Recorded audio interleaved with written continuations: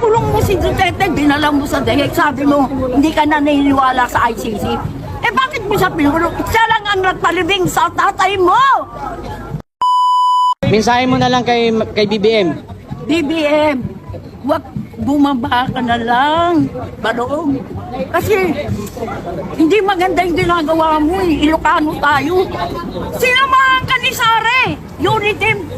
Ngayon, ipapa-impeach mo yung taong tumulong sa'yo. Magagalit ang Diyos sa'yo. Isinusumpa ka ng Panginoon Diyos.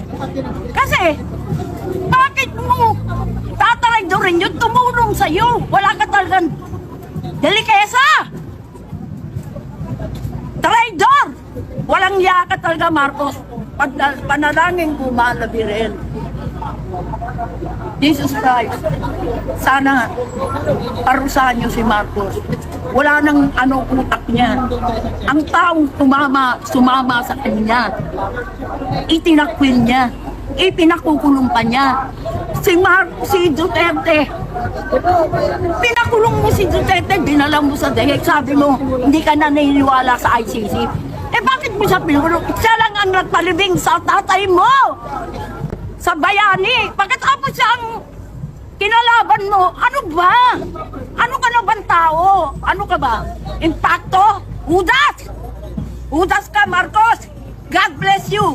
Sana mabuhay ka pa. Demonyo ka, kampong ka na kadiliman. Thank you, ma'am. Kay Marcos.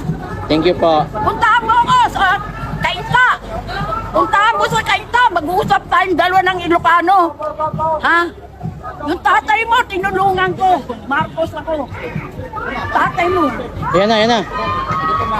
Thank you, ma'am.